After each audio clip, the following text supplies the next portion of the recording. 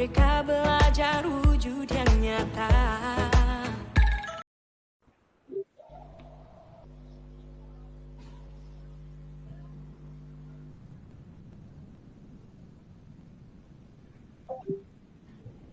Assalamualaikum Bu Hasti. Waalaikumsalam Bu Nada. Bagaimana kabarnya hari ini Bu Hasti? Alhamdulillah baik Bu. Ibu sendiri gimana kabarnya? Alhamdulillah baik juga. Alhamdulillah. Bu Nada, ada apa ya kalau boleh tahu? Bu Hasti, kok saya lihat sekarang agak kurang kurang semangat. Ada apa Bu Hasti? Oh iya nih, Bu Nada, makasih sebelumnya udah perhatian sama saya ya. Ini Bu, sebenarnya ada yang ingin saya ceritakan. Tapi saya ini dari kemarin tuh bingung mau cerita sama siapa. Oke. Ya Bu Hasti, lebih nyamannya cerita sama siapa? Kan Bu Hasti juga bisa punya pilihan tuh ngobrol dengan siapa yang membuat Bu Hasti nyaman gitu kan. Kalau Bu Hasti memang punya masalah, punya unek-unek, mungkin disampaikan oleh teman yang menurut Bu Hasti percaya gitu. Mohon izin Bu, boleh nggak saya minta waktunya sebentar ke Ibu? Gimana Bu? Maaf suaranya. Iya, mohon izin, boleh nggak ya saya minta waktunya sebentar ke Bu Nada, karena ada Bu Nada, jadi saya kayaknya pengen cerita aja nih ke Bu Nada. Boleh, dengan senang hati. Apa yang mau diceritakan sama Bu Hasti nih kira-kira? Gini Bu, akhir-akhir ini saya itu ngerasanya murid-murid di kelas saya kok kayak gimana ya, kayak kurang antusias gitu Bu, kalau lagi belajar. Terus ditambah lagi tuh ada beberapa anak yang ngumpulin tugasnya itu kayak semaunya aja, kadang dikasih, kadang enggak gitu. Kadang dikumpulin, kadang enggak gitu, Bu. Oh gitu. Baik, jadi apa yang Bu Hasti harapkan dari obrolan kita hari ini? Ya, saya sih harapannya Bu Nada pastinya ingin sekali mendapatkan solusi atas permasalahan yang sedang saya alami ini. Oke, menurut Ibu, ada nggak hal-hal yang menurut Ibu ini kurang antusias dalam belajar? Yang membuat murid Um, Ibu gitu kurang antusias dalam belajarnya?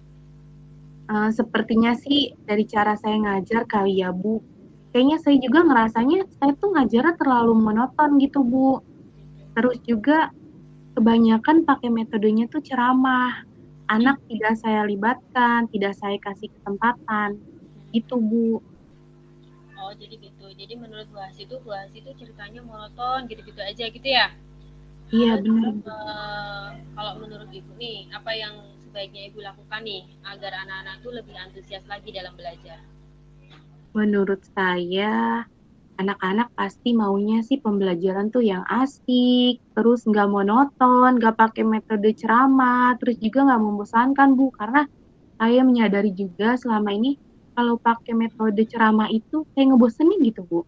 Oh iya iya betul betul. Betul sih, saya juga sependapat sama Bu Asti. Anak-anak pasti kan juga bosen tuh kalau hanya dengerin ngobrol mulu, ngomong mulu, ah gurunya ngomongin apa sih? Saya nggak paham kan gitu ya. Nah, kalau menurut Bu Hasti nih, kira-kira apa saja yang bisa membuat anak-anak itu asyik gitu dengan dan tidak bosan pada pembelajarannya Bu Hasti? Menurut saya, anak-anak itu, Bu, pasti lebih antusias kalau belajarnya itu ya berpusat pada anak-anak. Kemudian saya pakai berbagai macam metode pembelajaran yang melibatkan anak. Terus juga anak-anak tuh mungkin akan lebih senang belajar lebih menarik kalau saya tambahin ada ice breakingnya gitu, Bu, di pembelajaran. Oh, jadi lebih seru gitu ya kalau ada ice breakingnya ya. Iya, Bu. Nah, kemudian mengenai tugas yang diberikan sama ibu nih ke anak-anak, apakah apa ada penyebabnya gitu sehingga anak-anak itu kurang antusias gitu dalam mengumpulkan tugasnya? Kalau menurut saya, Bu, Hmm. mungkin karena saya ini terlalu ngasih tugas kebanyakan, Hmm. tapi anak-anak itu nggak dikasih referensi sumber belajar yang banyak juga. Jadi nggak seimbang lah gitu. Tugasnya kebanyakan, tapi referensi sumber belajarnya sedikit, hanya dari saya aja gitu. Oke. Nah, kalau boleh tahu nih Bu Hasti, kan katanya tadi sumber belajarnya kurang gitu kan. Nah, Bu Hasti itu memakai sumber belajar yang apa? Apa seperti apa di kelas? Saya sih cuma pakai sumber belajar buku paket aja Bu yang ada di kelas. Paket. Padahal kira-kira ada nggak sumber lain gitu selain buku paket gitu menurut Bu Hasti? Sebenarnya sebenarnya banyak Bu.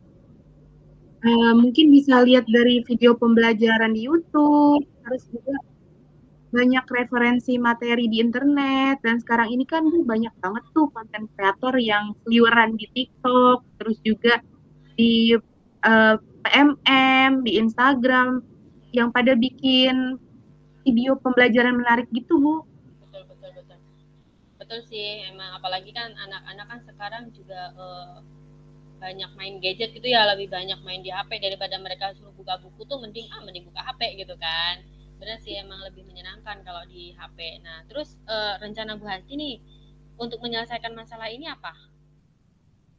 Mungkin pertama-tama saya mau merancang pembelajaran yang menyenangkan kali ya Bu.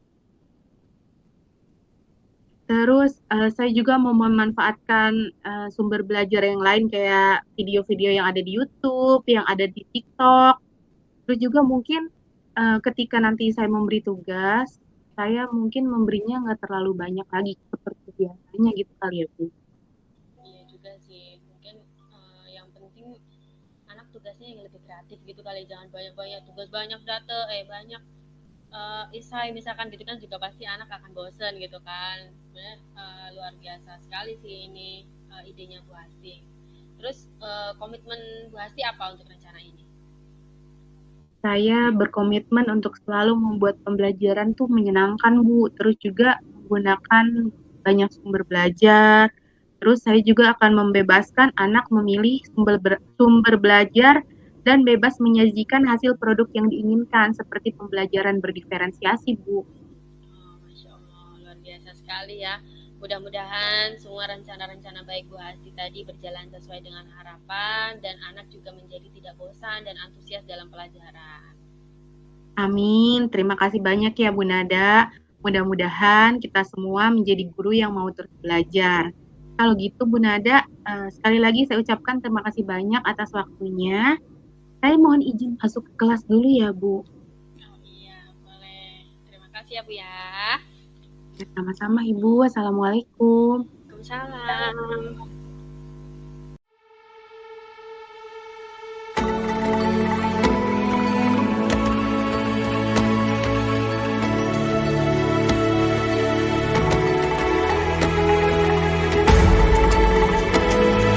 Bu Hasti, punten, bolehkah saya minta waktunya sebentar? Saya ingin bercerita nih tentang kelas saya akhir-akhir ini.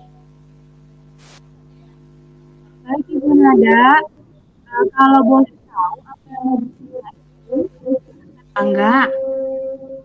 Jadi gini, Bu, saya itu mendapatkan laporan di kelas bahwa ada anak-anak saya, ada siswi yang tangannya itu di barcode gitu loh Bu, yang menggunakan silet. Kemudian juga ada siswa dan siswi yang berbaca terang-terangan di dalam kelas gitu. Mohon maaf sebelumnya Bu Nada ya. Ini apakah Ibu mendapatkan laporan yang Ibu dapatkan ini sudah dicek kembali belum Bu?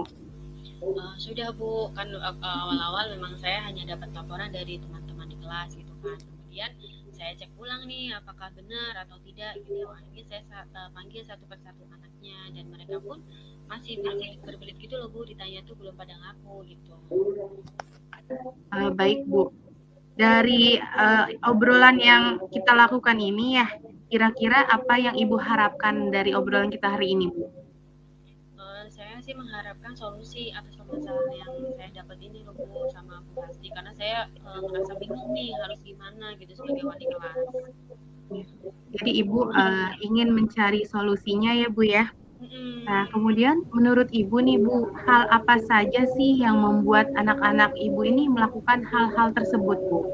Nah, Kalau dari hasil wawancara saya ya Bu ya, tadi memang anaknya kan agak berbelit-belit itu, tapi memang saya dan lagi saya tanya, yang menyebabkan anak melakukan barcode itu adalah ketika dia galau, misalkan dia putus dengan pacarnya, ya anak-anak mungkin lagi capek dan sebagainya, jadi dia melakukan silat-silat tangan gitu, sambil nangis, sambil nyilat-nyilat tangan gitu kan.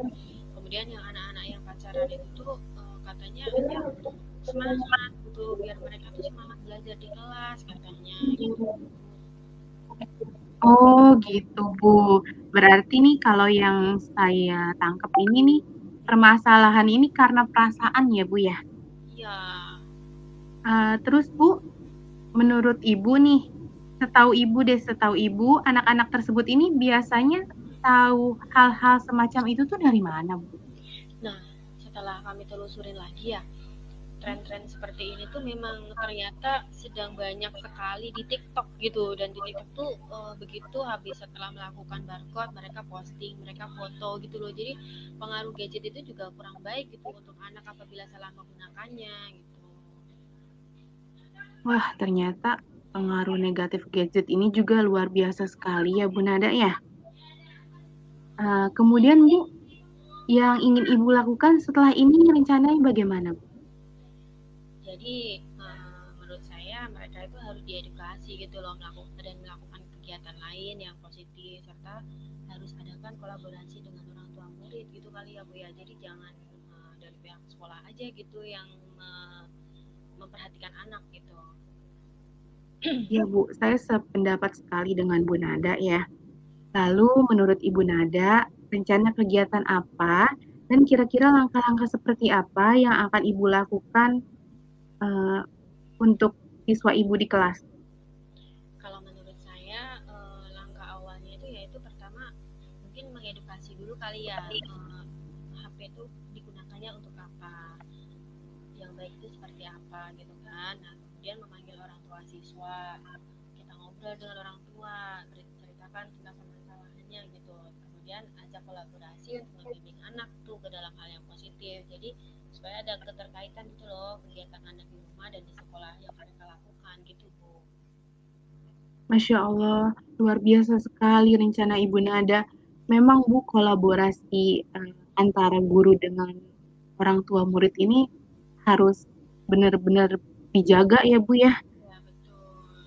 Ya, semoga dengan dilakukannya kolaborasi dan melakukan kegiatan yang positif ini akan membuat anak-anak lebih paham tentang bahaya penggunaan sosial media dan gadget ya Bu, Ya, supaya anak-anak juga lebih melek teknologi. Jadi tidak hanya melihat hal-hal yang positifnya aja, tapi juga menjaga dari hal-hal yang negatif.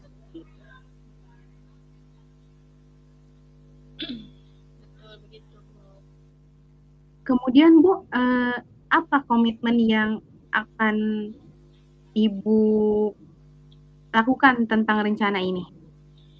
Jadi ya saya berkomitmen ya, nggak cuma rencana aja nih yang harus saya lakukan. Jadi saya tetap harus memantau. Jadi meskipun nanti setelah saya memanggil orang tua, saya akan terus memantau perkembangan anak-anak tersebut dengan kegiatan yang akan saya berikan setiap pulang sekolah. Jadi mereka mungkin setiap pulang sekolah akan saya kasih pelajaran tambahan. Sebenarnya bukan pelajaran sih Bu ya, misalnya kayak tugas deh tentang bahaya gadget apa, tentang bahaya apa gitu kan, yang tentang pengaruh dia gitu. Nah kemudian saya yang bermanfaat kan dan mendapatkan nilai yang positif untuk perubahan mereka juga, terus memantau juga perkembangan siswa yang lain gitu. Jadi nggak cuma anak yang terlibat aja nih yang kita perhatikan, tapi anak-anak yang belum terlibat kan kita juga harus perhatikan ya. Jadi jangan sampai yang tidak terjadi, tidak melakukan hal-hal tersebut malah nanti ke bawah gitu loh. Jadi tetap harus dipantaunya tuh yang anak yang belum melakukan dan juga yang sudah melakukan gitu ya Bu ya. Masya Allah, bagus sekali Bu Nada. Jadi Ibu ini rencananya akan memberikan tugas-tugas supaya anak ini di rumah ada kegiatan-kegiatan yang positifnya gitu ya Bu ya. Betul betul. Mudah-mudahan apa yang sudah Ibu rencanakan ini berjalan dengan lancar dan sesuai dengan harapannya ya Bu Nada ya. Amin. Terima kasih kasih ya Bu atas waktunya untuk sharing. Mudah-mudahan kita semua bisa menjadi guru yang selalu dirindukan. Dan juga nanti mungkin jangan bosan-bosan ya Bu Asti. Kita kalau misalkan ini nanti saya pengen cerita lagi gitu tentang anak-anak saya. Kayak gitu ya. Dengan senang hati Bu Nada, insya Allah kita sharing ya Bu Nada ya. Iya, terima kasih ya Bu Asti ya. Iya, sama-sama.